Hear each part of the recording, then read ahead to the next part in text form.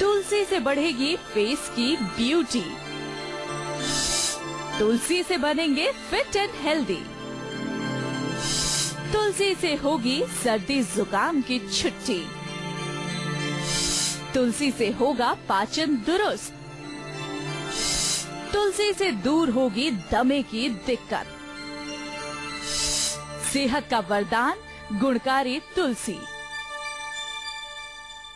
चलिए डॉक्टर साहब से सबसे पहले यही जानते हैं कि आखिरकार तुलसी में वो कौन सी खूबियां पाई जाती हैं जिस वजह से इसे सेहत के लिए इतना ज्यादा फायदेमंद माना जाता है। डॉक्टर साहब, ऐसा कहा जाता है कि जब भी छोटे छोटे रोग उत्पन्न होने शुरू हो जाएं तो तुलसी का सेवन करो। ऐसी क्या खूबियां इसमें होती है? तुलसी की पूजा की जाती है। आपने जो है सांस्कृतिक उसका महत्व बताया, कल्चरल इम्पोर्टेंस हमारी संस्कृति में, भारतीय संस्कृति में तुलसी का बहुत महत्व है।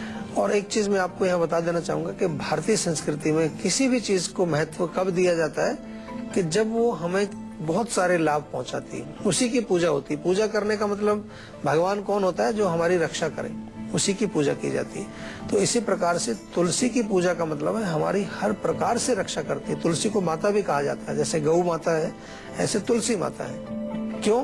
एंटी बैक्टीरियल है, एंटी वायरल है, कितने प्रकार के कफ नाशक इसमें गुण है। उष्णवीर्य होने की वजह से कफ को नष्ट करती है। हमारे शरीर में जो ओज है उसकी वृद्धि करती है। जितने भी बैक्टीरिया वायरसेस हमारे हैं उसको दूर करती है। नर्वस सिस्टम को ताकत देती है। तो इसलिए इसको जो है कहा जाता है कि ये एक तरह से पूजनीय है। केवल आप समझ लें इसको डीपली। कभी कभार लोग सोचते हैं कि ये ढकोसला है, तुलसी को क्यों पानी दे रहे हैं। और एक चीज और है कि तुलसी का पौधा यदि आपके घर में है, आपके पहले तो आंगन में हुआ करता था, आंगन तो रहे नहीं लोगों के, अब तो लोग फ्लैट्स में रहते हैं, लेकिन फिर भी बालकनी में कहीं पर भी उसको आप रखें तो उसमें से एक जो एरोमा निकलता है, उसमें से एक जो विशेष प्रकार की सुगंध निकलती है, वो आपके पूरे घर को प्रोटेक्ट करती है। बैक्टीरिया वायरसेस को अंदर नहीं आने देती और आपके बच्चों को प्रोटेक्ट करती है। ऐसा मॉडर्न साइंस में भी ऐसा पता लगाया कि जो इसका एरोमा है, जो इसकी खुशबू है, वो हमारे शरीर को रक्षा करता है, हमारे शरीर को रोगों से बचाता है। तो बहुत सारे गुण हैं, तभी उसकी पूजा की जाती है, तभी उसको इतना महत्व दिया जाता है। वल्लभगढ़ से पीयूष जुड़ गए हैं, स्वागत है आपका, अपना सवाल करें। नमस्कार। नमस्कार जी। सर, मेरी एज 26 है और कोल्ड की काफी ज्यादा प्रॉब्लम रहती है। कोल्ड जो है हर सीजन में रहता है, कभी कभार होता है? सीजन में रहता है, जैसे ही मौसम चेंज होता है वैसे ही प्रॉब्लम हो जाती है। और डॉक्टर को दिखाया है तो वो कहते हैं हड्डी बढ़ी हुई है, ऑपरेशन करना पड़ेगा।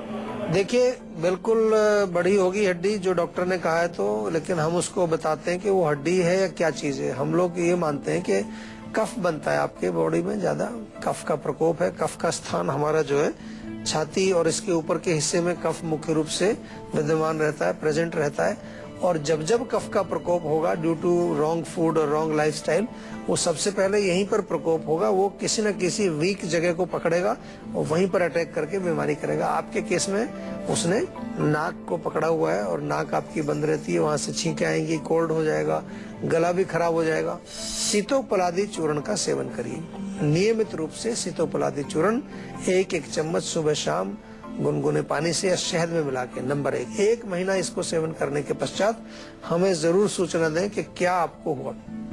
ये पूरा इलाज नहीं है, ये तो अभी आपको हमने शुरुआत की है। दूसरी चीज, कफ वर्धक भोजन नहीं खाएंगे आप। मीठी चीजें, मिठाइयाँ, खास तौर से जो बहुत स्वीट चीजें होती हैं, आजकल हमारे भारत में तो खैर मिठाइयों का बहुत भंडार है। जलेबी है, रसगुल्ला है, गुलाब जामुन है, जितना भी शुगरी जो फूड है। इसके अलावा तली हुई चीजें, बहुत ज्यादा गरिष्ठ भोजन, वो भी भारत में बहुत कॉमन चलता है। और दूध से बनी चीजें, पनीर, दही, कोई भी चीज जो बलगम या म्यूकस या कफ को बढ़ाती है, उसको कम से कम आपने ध्यान से सेवन करना है। और मैं तो कहूंगा कि कुछ दिन बिल्कुल बंद कर दीजिए।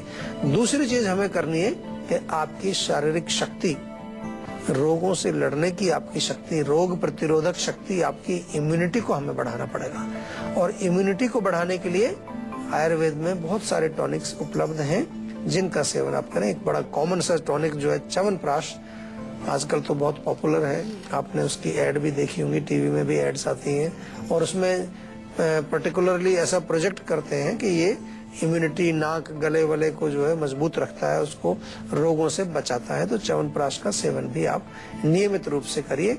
इतना तो शुरू कर ही दीजिए, बाकी का काम 1 महीने के बाद हमें कांटेक्ट करिए, उसके बाद आपसे फिर बात करेंगे। आजमगढ़ से राकेश जी जुड़ गए हैं, स्वागत है आपका, अपना सवाल करें। सर नमस्कार। नमस्कार जी। जी सर, मेरे को ये प्रॉब्लम हो रही है 2-3 महीनों से, मेरी आंखों से आंसू आने लग रहे हैं। आंखों से आंसू आने लगते हैं, क्या काम करते हैं आप? जी अभी तो ऐसे ही कुछ नहीं, बेलदारी करते हैं। अच्छा, तो आंखों से आंसू आने का कारण ये है कि आंखों में किसी चीज का संपर्क जब होता है, बाहर धूल मिट्टी, जैसे कि आप बाहर काम करते हैं तो धूल मिट्टी है या तेज धूप अगर है, बहुत गर्मी है अगर, उससे भी हो सकता है। तो पहला निवेदन मेरा ये है कि सुबह जब आप सो के उठते हैं तो पानी के छींटे मारिए अच्छी तरह से, दिन में भी 2-3 बार अच्छी तरह से पानी के छींटे मारिए। गुलाब जल जरूर डालिए आंखों में, 2 बार दिन में आंखों में गुलाब जल डालिए, ड्रॉपर से लेकर के, और 2-3 ड्रॉप इसमें, 2-3 ड्रॉप उस दूसरी आंख में। उससे आपको अंदर की जलन और अंदर की जो आंसू आते हैं या कोई किसी प्रकार का उसमें एलर्जी होती है, वो आपको ठीक होने लगेगा। और इसके बाद भी कोई समस्या रहती है तो हमारे नंबर पे फोन करके डॉक्टर से बात करके औषधि उसकी जरूर मंगाइए। आज हम बात कर रहे हैं तुलसी की। कहते हैं कि तुलसी अपने औषधीय गुणों की वजह से सेहत के लिए वरदान मानी जाती है। ऐसे में तुलसी से किन किन रोगों का इलाज संभव है, आइए जानते हैं। डॉक्टर साहब, कौन कौन सी ऐसी बीमारियां हैं जिन्हें हम दूर कर सकते हैं? देखिए, मुख्य रूप से कफ की जो बीमारियां हैं, नजला, जुकाम, खांसी, दमा, बलगम, बुखार, ये सब जो है तुलसी के प्रयोग से आप ठीक कर सकते हैं। वात का समन भी करती है, आपको कहीं पर जो है बहुत ज्यादा जो है खुश्की हो रखी है तो उसके लिए भी कई बार इसके काढ़े वगैरह बना करके देते हैं अंदर, खास तौर से अगर बलगम सूखा हो। और अपने नर्वस सिस्टम, क्योंकि वात हमारे वात नाड़ी संस्थान से जुड़ा हो, तो मेमोरी का लॉस हो, नर्वस सिस्टम में कमजोरी हो, उसका भी प्रयोग करते हैं। सबसे बड़ी चीज ये है कि कोलेस्ट्रॉल को भी कम करती है, आपकी इम्यूनिटी को भी बढ़ाती है, साथ ही साथ जो है हमारे शरीर के जो छोटे छोटे चैनल्स हैं, स्रोतस हैं, उनकी शुद्धि भी करती है। एक तरह से देखा जाए तो तुलसी को बच्चों के लिए भी एकदम बेस्ट और सेफेस्ट हर्ब माना गया है। चलिए डॉक्टर साहब से जानते हैं कि बच्चों के लिए तुलसी किस तरह से फायदेमंद है। डॉक्टर साहब, बच्चों की बात करें, आए दिन कोई ना कोई रोग उन्हें लगता रहता है और आप तो जानते ही हैं बच्चे कितना मिट्टी में खेलते हैं। जी, जी, जी। ऐसे में तुलसी उनके लिए कैसे फायदेमंद? देखिए, बच्चों की जो उम्र है, हमारे यहाँ आयुर्वेद में जो पूरे जीवन को 3 हिस्सों में बांटा है। बचपन जो है वो कफ प्रधान है, कफ के रोग ज्यादा होते हैं बच्चों में, आपको देखा होगा। युवावस्था जो है पित्त प्रधान है और वृद्धावस्था जो है वो वात प्रधान है। तो क्योंकि बच्चों का जो एज है वो कफ प्रधान है, तो उनमें कफ के रोग ज्यादा होते हैं। और हमने जिक्र किया कि तुलसी जो है वो कफ को नष्ट करने में अच्छी औषधि है, तो इसलिए बच्चों के लिए तो एक वरदान ही हो गया वो। जितने भी उनको कफ के रोग होते हैं, तुलसी का सेवन अगर उनको कराया जाए, तुलसी का जूस निकाल करके शहद में मिला के ड्रॉपर से उनको पिलाएं, तुलसी का थोड़ा एरोमा, खुशबू उसकी जो है कमरे में करें, या तुलसी के पत्ते को पीस करके ऐसे ही थोड़ा गर्म पानी में डाल दें तो उससे भाप आ रही है, वो थोड़ा कमरे में फैलें। तुलसी के पत्तों को तेल में मिला करके और एक तेल बना करके उससे मालिश उनके छाती पर की जाए तो बलगम, फेफड़े में जकड़न या जो कंजेशन वगैरह के रोग हैं उनमें बहुत लाभ मिलेगा। तो बच्चों के लिए बहुत गुणकारी है, हर तरह से इम्यूनिटी पावर तो बढ़ाती है उनकी, और पेट में अगर कोई प्रॉब्लम हो उसके लिए भी अच्छी रहती है। मोतिहारी से राम प्रसाद जी जुड़ गए हैं, स्वागत है आपका, अपना सवाल करें। राम प्रसाद जी बोल रहा हूँ मैं, ये मोतिहारी से। तो ना मेरे ना बोलिए जी, बोलिए। मेरे ना बाल बहुत झड़ते हैं, तो कुछ बता देते आप। बाल झड़ने के लिए आप देखिए, आंवले का सेवन करिए रेगुलरली, 1 चम्मच सुबह 1 चम्मच शाम को आंवले का सेवन करिए। और इसके अलावा बालों में हम बार बार आपको समझाते हैं कि बालों में तेल जरूर लगाना चाहिए। आजकल क्या है कि लोग तेल नहीं लगाते हैं बिल्कुल भी, तेल लगाने का अभी जो है फैशन खत्म हो गया है। अभी नए फैशन आ गए हैं, अभी केमिकल लगाने का फैशन आ गया है, बालों को सूखा रखने का फैशन आ गया है, बालों में कलर लगाने का फैशन आ गया है, जो कि हमारे बालों को डैमेज करता है। तो इसलिए आपको ध्यान रखना है, अपने प्राचीन सिस्टम पर ही हमें लौटना है। हमारी प्राचीन जो संस्कृति थी हमारे स्वास्थ्य के लिए बहुत अच्छी थी और हमारे हर प्रकार के विकास के लिए बहुत अच्छी थी। तो आप कृपा करके थोड़ा तेल सप्ताह में 2-3 बार जरूर लगाएं, आंवले का चूर्ण खाएं, 1 महीना ये उपचार करिए, उसके बाद बताइए। रोहतक से विकास जी जुड़ गए हैं, स्वागत है आपका, अपना सवाल करें। जी नमस्कार डॉक्टर साहब। नमस्कार जी। जी सर, मैं अपने भाई के लिए पूछना चाहता हूँ, उसे 2-3 महीने पहले किडनी में पथरी पता लगी है अच्छा, डॉक्टर बता रहे हैं 2 पथरी है, एक 4 mm की है और एक शायद 3 पता नहीं 2 mm की है, तो क्या करें उसके लिए? देखिए पथरी का तो इलाज आयुर्वेद में है, बढ़िया, कोई ऐसी बात नहीं। पथरी के लिए बहुत सारी औषधियां हैं। पथरी का जिक्र भी आयुर्वेदिक शास्त्रों में किया गया है। और सबसे सिंपल चीज तो ये है कि उसको कम से कम इतना तो जरूर बताइए आपके पानी 2-3 लीटर रोज पिए।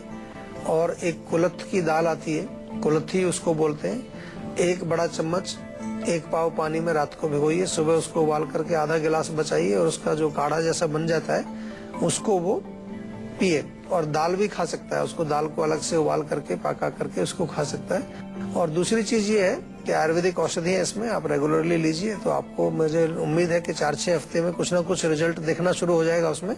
कई बार थोड़ा टाइम लग जाता है ज्यादा, लेकिन 1-1.5 महीने में मैंने देखा है कि अगर सही इलाज हो, सही उपचार हो, परहेज आप सही करें तो 1-1.5 महीने में कुछ ना कुछ रिजल्ट तो जरूर आ जाता है। इसी के साथ बारी आ गई है आज की संजीवनी की, जिसमें डॉक्टर चौहान से हम जानेंगे औषधीय गुणों से भरपूर तुलसी को लेकर क्या है आज की संजीवनी। तो डॉक्टर साहब, क्या है आज की संजीवनी?